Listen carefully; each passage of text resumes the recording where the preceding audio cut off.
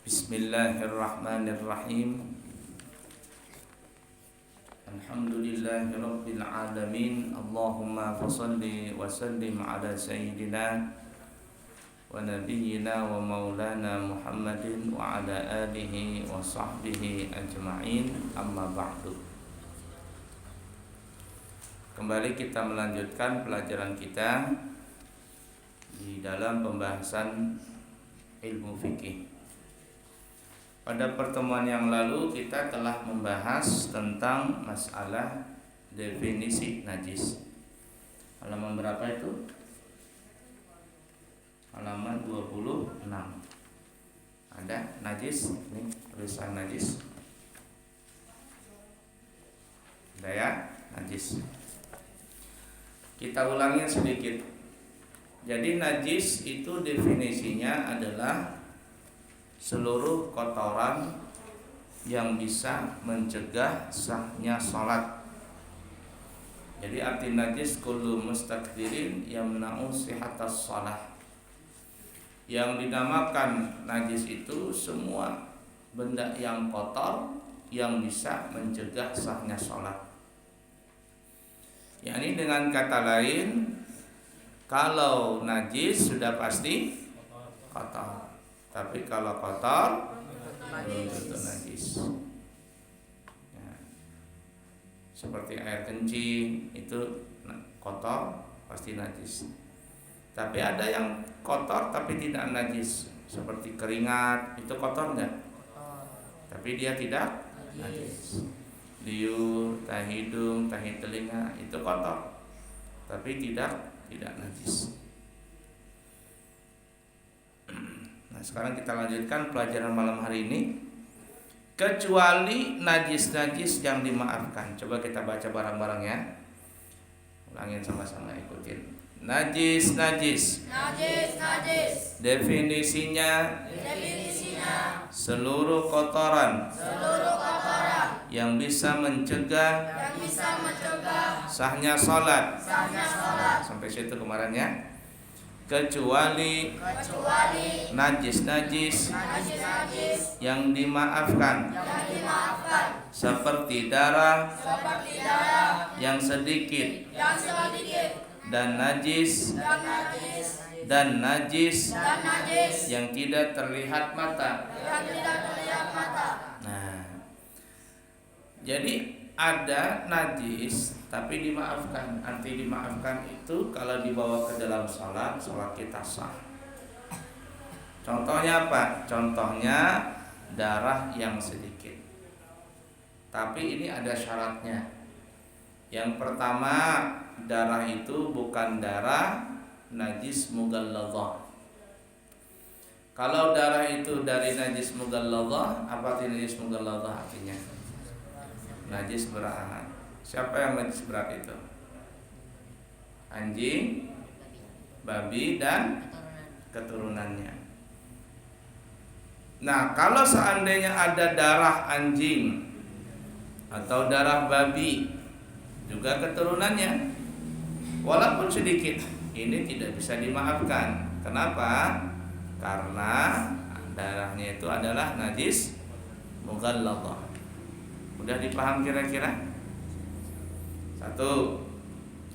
Yang kedua, darah itu bukan keluar dari alat kelamin depan dan belakang.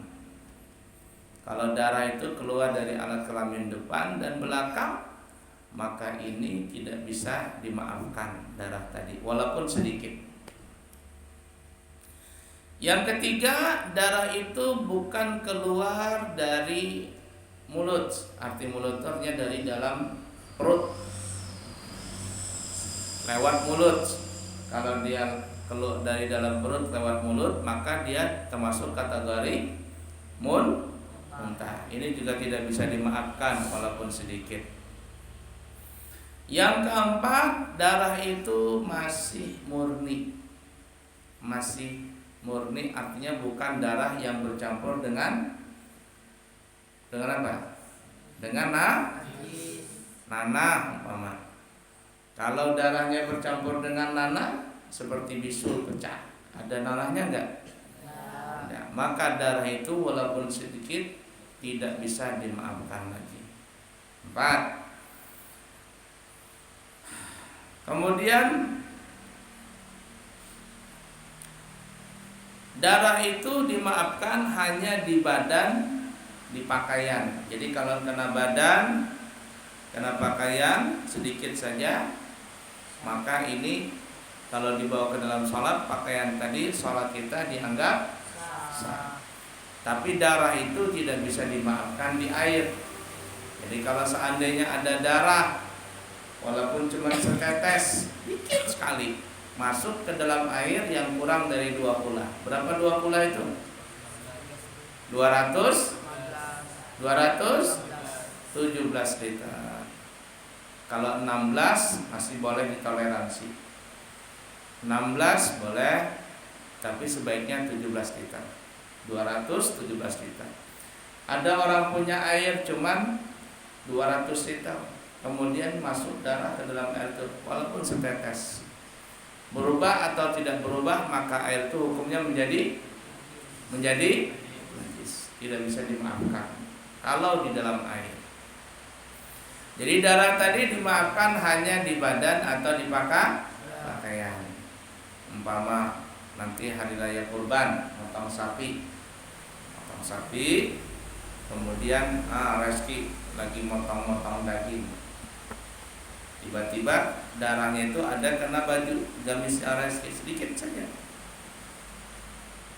Nah kemudian pas sholat Reski tidak tahu ada darah di pakaian yang sedikit tadi.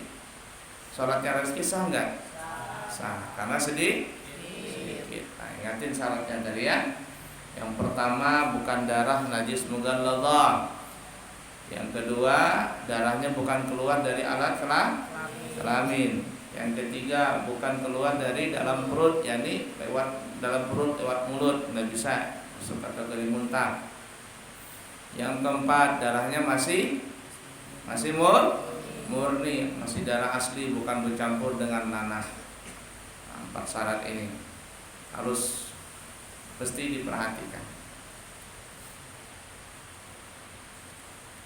Nah sedikit dan banyak itu standarnya gimana? Kalau sedikit itu adalah yang tidak sampai 1 dirham. 1 dirham itu mungkin kalau zaman sekarang uang berapa ya? 500 rupiah lah. Segini besarnya. Kalau darahnya cuma sedikit, setetes gitu aja, netek, ada titik darah di baju, ini nggak apa-apa. Tapi kalau seandainya titik yang banyak, 1 di sini, 1 di tangan kanan, 1 di baju, 1 di kaki, di celana ya, dikumpulkan, tiba-tiba jadi segini, banyak nggak akhirnya? Banyak, maka tidak bisa lagi dimaafkan. Nah, jadi sedikit saja.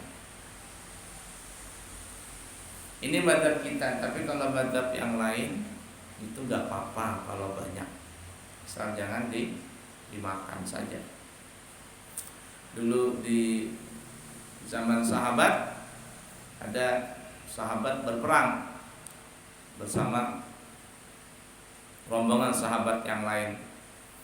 Pada saat itu setelah selesai perang, sahabat-sahabat ini bermalam di lereng bukit atau di lereng gunung. Mereka berkemah di bawah bukit, malam istirahat. Nah supaya aman, maka mereka membuat ronda, membuat sip-sipan ronda. Ya mungkin 1 malam itu ada 4 atau 5 kali pasang per 2 jam atau per 1 jam itu. Nah supaya apa? Supaya jangan tidur semuanya. Kalau tidur semuanya repot. Tapi kalau ada yang ronda, jikalau ada musuh yang datang, maka yang meronda ini bisa memberikan kabar kepada sahabat-sahabat yang lain lagi tidur. Jadi sehingga mereka bisa lebih siaga lagi. Nah waktu itu disepakatilah untuk menjaga sip-sipan. Saat itu ada 2 orang sahabat yang berjaga, mereka lagi berjaga di atas bukit. Sedangkan sahabat yang lainnya beristirahat di bawah bukit. Karena kalau di atas bukit itu bisa melihat apabila ada musuh yang datang. Lalu kedua orang sahabat ini yang lagi berjaga bergantian. Yang satu katanya, kita jangan berjaga dua-duanya, nanti kita ngantuk. Kita sip-sipan saja lagi. Nanti mungkin setengah jam kamu tidur, nanti setengah jam kamu bangun, aku lagi yang tidur, gantian gitu. Jadi setelah ronda gitu keliling sekitar itu aman-aman saja, kayaknya nggak ada yang mencurigakan. Akhirnya berdua ini naik ke bukit, di atas bukit sedikit. Lalu yang satu tidur, yang satu sholat. Sahabat yang satu tidur, satu sahabatnya sholat. Lalu sahabat yang sholat ini sholat malam, sholat tahajud itu, Allahu Akbar, sholat. Ketika itu datang musuh dari balik bukit. Satu orang musuh lewat dari balik bukit. Dia melihat pasukan kaum muslimin pada tidur semua, tapi ada satu orang yang dilihatnya. Ini orang dan ini musuh tidak tahu bahwa sahabat ini lagi sholat. Untuk memastikan bahwa orang ini, untuk memastikan sahabat ini lagi aman-aman saja, maka musuh ini pun mengambil panah. Dia panah itu sahabat yang lagi sholat. Tak, kena di punggungnya. Tak, menancap di punggung sini. Tapi sahabat ini tidak berhenti sholat. Coba kalau kita gimana? Digigit semut aja langsung lari. Kecoa saja lewat di hadapan takut. Ini sahabat dipanah, nancap di badannya dia panah tadi, tak begitu. Tapi sahabat itu tidak berhenti sholat, tetap sholat. Musuh ini bingung, dipanah tapi nggak goyah. Akhirnya dipanah lagi yang kedua, nancap lagi di badannya sahabat yang kedua ini, nggak juga bergoyah. Musuh ini gentar juga. Wah, ini jangan-jangan ini bukan manusia, ini malaikat ini. Kok kuat banget dengan panah. Berapa kali dipanah nggak juga roboh-roboh. Sampai akhirnya karena banyak darah yang keluar, jatuhlah sahabat ini. Ketika dia jatuh, langsung dia membangunkan temannya. Ketika temannya yang lagi tidur dibangun, sahabat yang satu ini pun akhirnya bangun. Lalu melihat temannya lagi kena panah, langsung sahabat yang tadi bangun ini mencari musuh itu. Ya, lalu dia mengambil panah, ya, maksudnya diambil panah, dia di atas panah, di depan panah ini ada kayak kain atau apa begitu, dibakarlah kain tadi. Kemudian dilemparkan panah tadi untuk jatuh ke lembah. Ketika panah yang berapi tadi jatuh di lembah, para sahabat bangun semua. Semua ini kok ada panah berapi. Nah, ini berarti ada musuh yang menyelinap. Lalu sahabat yang tadi tidur di bawah langsung bangun semua, mengepung itu bukit.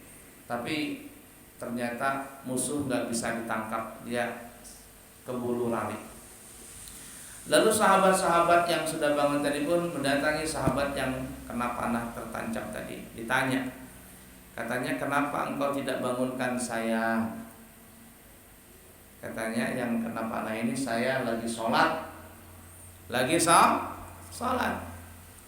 Dan saat itu saya membaca surah Al-Kahfi. Surahnya surah apa dibaca? Surah Kahfi. Kalau kamu sholat baca surah apa? Sholat kayak dikejar hantu. Kalau sahabat enggak, sholatnya panjang. Katanya, saya lagi baca surah Al-Kahfi dan saya malu berhenti dalam sholat kalau seandainya surah Al-Kahfi itu belum saya selesaikan. Tapi karena saya nggak kuat lagi, robohlah. Nah itu, saking hebatnya sahabat, dia kuat sholat tadi, khusyuk kepada Allah Subhanahu wa taala, sampai dipanah pun dia tidak merasa. Nah itu. Lain kamu sholat mainan, sebelum sholat mainan, mau sholat bicara, selesai sholat bicara, tengah sholat mainan. Gimana ini? Itu berarti tidak khusyuk. Dan orang yang tidak khusyuk itu menunjukkan dia tidak cinta dengan Allah Ta'ala, dia tidak asyik dengan Allah Ta'ala. Paham kira-kira? Nah, itu. Jadi kata ulama ini di mazhabnya Hanafi atau Hambali itu menunjukkan bahwasanya darah yang keluar dari badan itu tidaklah najis asalkan bukan dari alat kelamin depan atau belakang dan asalkan murni darah tadi. Najis tapi dimaafkan. Nah, buktinya sahabat ini sholat tidak berhenti walaupun banyak. Itu mazhab Hambali, Hanafi. Tapi kalau mazhab kita Syafi'i walaupun sedikit, nah kalau sedikit dimaafkan, tapi kalau banyak tidak dimaafkan. Begitu juga kisah Sayyidina Umar bin Khattab radhiyallahu taala anhu. Ketika Sayyidina Umar bin Khattab radhiyallahu taala anhu khalifah yang kedua memimpin salat subuh, ada pengkhianat. Makanya pengkhianat itu paling jelek manusia, itu pengkhianat sudah. Jadi pengkhianat ini namanya Abu Lu'lu'. Siapa namanya? Abu Lu'lu'. Dia sengaja membawa belati waktu sholat subuh. Ketika Sayyidina Umar lagi sholat, mimpin sholat jamaah, si Abu Lu'lu' ini pun menikam Sayyidina Umar dari belakang. Tak begitu. Sampai akhirnya Sayyidina Umar pun tidak berhenti sholat, begitu sampai darahnya menetes, akhirnya roboh juga karena kehabisan darah. Abu Lu'lu' ini pun dikejar sama sahabat yang lain, tapi tidak sempat. Ketika ditangkap langsung dia bunuh diri. Itu Abu Lu'lu' itu orang munafik. Bahkan ada yang mengatakan dia lebih jahat daripada orang munafik. Ini menunjukkan, kata ulama, Sayyidina Umar berdarah, tapi bukan lewat alat kelamin, bukan juga lewat mulut, tapi dari tubuhnya keluar karena ditikam. Darah itu hukumnya najis, tetapi kalau seandainya masih murni dimaafkan. Arti dimaafkan itu boleh dibawa ke dalam salat. Menurut mazhab siapa ini? Hanafi. Begitu juga mazhab Hambali. Imam Ahmad bin Hanbal muridnya Imam Syafi'i. Imam Ahmad bin Hanbal muridnya Imam Syafi'i. Hafal hadis sebanyak 1 juta hadis. Berapa hadis? 1 juta hadis. Kita hafal 40 hadis. Nah, khairukum man ta'allama al-Qur'ana wa 'allamahu saja. Banyak yang enggak bisa nulis itu ujian. Imam Ahmad bin Hanbal dia menghafal hadis sebanyak 1 juta hadis. Kalau Al-Qur'an jangan ditanya lagi. Muridnya Imam Syafi'i, karena Imam Syafi'inya jago, muridnya juga jago. Waktu itu timbullah fitnah, sampai akhirnya ada fitnah. Sayyidina Al-Imam Ahmad bin Hanbal ini dipenjara sampai akhirnya dihukum cambuk.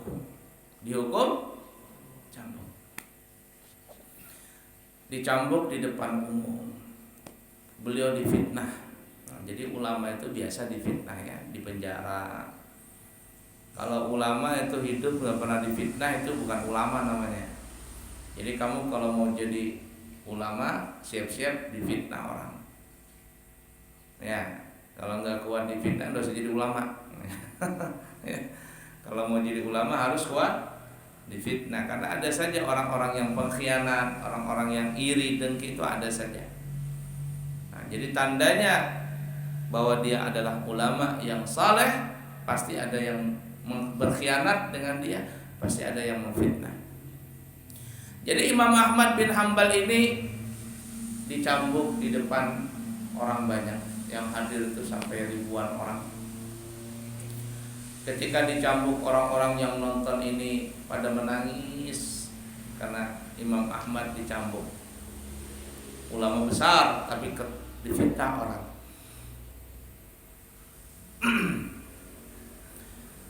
Tapi anehnya ketika Imam Ahmad bin Hanbal dicambuk, Imam Ahmad bin Hanbal ini cuma tersenyum, cambuk senyum. dipukul, dicambuk, tersenyum. Kayak kamu juga kena pukulan, cak, terus dipukul, dikasihkan ke muka. Ya, siapa yang begitu? Cak, pakai rotan, diusap ke muka. Imam Ahmad di Hambal begitu, cambuk tersenyum, cambuk tersenyum. Sampai akhirnya beberapa kali cambukan, Imam Ahmad pun gak kuat lagi, sampai akhirnya beliau pingsan, jatuh. Bekas cambukan itu berdarah-darah badan kulit beliau, keluar darah. Pingsan beliau, diangkat sama yang lain, sahabat sama sahabat-sahabat Imam Ahmad yang lain, ditaruh di tempat peristirahatan. Setelah beliau pingsan beberapa lama, beliau bangun. Ketika beliau bangun dari pingsannya, yang beliau katakan apa? Kalau beliau minta air, minum, capek, enggak, beliau cuma berkata, sudah sampaikah waktu asar? Aku kepingin sholat, kata Imam Ahmad. Waktu asar sudah nyampe belum? Karena waktu itu dihukum waktu siang. Nah, bayangkan, pingsan, lain kamu tidur. Nah, Jokowi tidur, bukan. Tapi Imam Ahmad dicambuk. Ketika bangun, yang pertama kali ditanya bukan minuman, bukan makanan, bukan obat, bukan. Yang ditanya, sudah sampaikah waktu asar? Aku kepingin salat, kata Imam Ahmad bin Hambal. Lalu teman-temannya Imam Ahmad bin Hambal berkata, murid-muridnya, ya Imam, bagaimana engkau salat? Lukamu begitu banyak, ada darah di mana-mana. Kata Imam Ahmad bin Hambal, Sayyidina Umar, beliau ditikam keluar darah, beliau enggak apa-apa, salat saja. Nah, ini menunjukkan bahwa pendapat Imam Ahmad bin Hambal, darah yang keluar dari badan bukan lewat dubur, bukan lewat muntah, itu hukumnya najis tapi dimaafkan. Arti najis tidak boleh dimakan. Ya, menurut mereka. Kalau kita mazhab Imam Syafi'i, kalau sedikit dimaafkan, tapi kalau banyak tidak dimaafkan. Maka Imam Ahmad bin Hambal pun berpendapat dengan pendapat yang dilakukan oleh Sayyidina Umar. Maka beliau pun salat dalam keadaan seperti itu, tayamum lalu salat. Selesai salat, ditanya sama teman-teman beliau, ya Imam Ahmad bin Hambal, kami ini melihat engkau dicambuk, kami menangis, sedih. Tapi apalah daya, kami tidak bisa menolong karena kerajaan pada saat itu sangatlah zalim. Kami tidak bisa melawan. Tapi pertanyaannya, kami bersedih, kami menangis, tapi kenapa ketika engkau dicambuk engkau tertawa? Tertawa, dicambuk, tertawa, tercambuk, ditawa, sampai akhirnya engkau pingsan. Sebelum pingsan engkau menangis. Jadi tertawa, tiba-tiba menangis, lalu tiba-tiba pingsan. Apa yang menyebabkan seperti itu? Perhatikan ya, kata Imam Ahmad bin Hambal, ya, kalau sudah orang maqam wali, ya, maqam wali itu luar biasa. Kata Imam Ahmad bin Hambal, aku tersenyum karena aku melihat hakikat daripada orang itu. Zahirnya dia yang memukul aku, tapi hakikatnya adalah aku melihat perbuatan Allah di situ. Af'alnya Allah. Sifat, asma, af'al, dan aku melihat af'al, perbuatannya Allah. Orang itu yang memukul aku, tapi hakikatnya Allah yang menggerakkan dia untuk memukul aku. Kalau Allah yang hakikatnya memukul aku, dan Allah yang menciptakan diriku, dan Allah adalah kekasihku, dan Allah adalah aku yang paling cinta kepada dia, kira-kira bagaimana mungkin aku marah dengan kekasihku? Bagaimana mungkin aku marah dengan kekasihku? Ada orang jatuh cinta dengan seseorang, dicubit begitu sama kekasihnya, membiru paha tadi, apakah dia marah? Tersenyum saja. Ada seseorang bapak atau ibu sayang dengan anaknya, anaknya masih kecil, tiba-tiba dia lempar. Ada umpama di situ mainannya dia lempar, tak kena kepala bapaknya, aduh, kata bapaknya. Marah bapaknya? Nah, kenapa? Karena bapaknya sayang sama anaknya. Kalau seandainya seorang bapak tidak marah dengan anak yang melempar dia, kalau seandainya seorang kekasih tidak marah dicubit oleh kekasih yang dia cintai, bagaimana, kata Imam Ahmad bin Hanbal, katanya, aku bisa marah dengan Allah Ta'ala, karena Allah yang telah menciptakan aku, karena Allah yang telah memberikan karunia aku begitu banyak, karena Allah adalah kekasihku. Makanya ketika begitu aku tersenyum. Paham gak ini? Ini orang sudah makam para aulia. Semua apa yang dilihat itu adalah wahdatul wujud, yang wujud cuman Allah. Gak lagi si fulan, gak lagi si fulan yang lihat, tapi Allah hakikatnya semua. Nah, belum paham lagi kamu situ ya, apalagi mempraktekannya. Jadi kalau orang yang sudah makam seperti itu, dia tidak bisa marah, tenang saja, karena yang dilihat adalah hakikatnya Allah. Lalu murid-muridnya bertanya lagi, tapi kenapa di akhir-akhirnya engkau malah menangis dan akhirnya pingsan? Kata Imam Ahmad bin Hanbal, aku menangis itu karena pada saat itu, nih, tali celanaku nih celana ini atau sarung kena cambuk, mau terpelorot di celanaku nih. Maka aku berdoa kepada Allah sambil menangis, ya Allah, jangan sampai aku punya celana terpelorot. Tahu nggak terpelorot? Malu aku, auratku akan terlihat, akan dilihat oleh semua orang yang hadir di sini. Ya Allah, jangan sampai terlihat. Dan ini salah satu karamah daripada Imam Ahmad bin Hanbal. Sebenarnya itu celana putus, tali celana putus, pasti terpelorot. Tapi pada saat itu celana itu tidak terpelorot. Itu salah satu karamah daripada Imam Ahmad bin Hanbal. Muji karamahnya, putus tapi tidak terpelorot. Sampai akhirnya aku pingsan, kata Imam Ahmad bin Hanbal. Itu yang menyebabkan aku menangis. Pingsan itu karena tidak lagi tahan dengan pukulan tadi. Tersenyum tapi tidak tahan, nangis, pingsan juga akhirnya. Paham gak kira-kira itu? Jadi kalau orang pakai celana itu hati-hati juga, pakai celana katuk. Abu itu ada celana katuk yang pakai tali. Zaman dulu namanya celana kan, atau sekarang celananya enak sudah. Sunnah pakai celana sarung, pakai gamis, dalamnya pakai celana, bukan celana pendek, celananya panjang nih kayak Abu ya nih. Sunnah, jangan pakai gamis, nggak pakai celana panjang. Dulu ada Nabi kita Muhammad SAW berjalan di pasar. Ketika itu beliau melihat ada seorang jariyah itu bahasa kita budak perempuan. Budak perempuan ini naik keledai di pasar. Tiba-tiba keledainya ini entah mengamuk entah apa. Lalu keledai ini pun begagah, jadi orang Banjar bergerak. Perempuan ini, jariyah ini, budak perempuan ini pun terjatuh dari keledainya. Ada Rasulullah di situ. Ketika perempuan ini terjatuh, maka Rasul pun langsung memalingkan wajahnya. Kenapa? Karena takut Rasul melihat aurat yang terbuka. Perempuan itu jatuh, tergelundung, langsung Rasul memalingkan wajahnya. Supaya apa? Supaya Rasul tidak melihat aurat perempuan ini. Lalu sahabat yang lain berkata, ya Rasulullah, ya tastamilul sirwan. Ya Rasul, perempuan itu memakai celana. Apa mbak? Celana apa namanya? Celana perempuan atau celana panjang, celana apa namanya? Bu ya udah tahu tuh. Santri putri yang tahu tuh, celana panjang tuh, celana apa namanya? Legend atau apa itu? Hah? Panjang celananya. Jadi sahabat yang lain berkata, ya Rasulullah, ya tastamilul sirwal. Dia pakai celana ya Rasul. Artinya walaupun dia terjatuh, bajunya tersingkap, tapi tidak kelihatan auratnya. Kenapa? Karena ada safety-nya, ada pengamannya. Apa itu pengamannya? Celana panjang.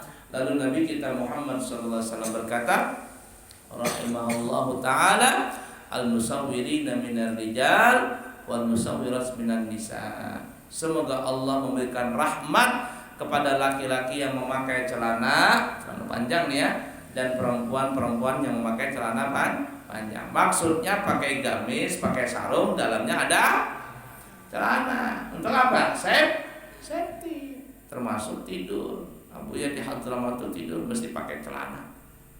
Pakai sarung, pakai celana. Enggak boleh enggak pakai celana. Nanti pas tidur, tidurnya tidur mati, tak angkat sarung. Oh, hilang berataan semuanya di situ.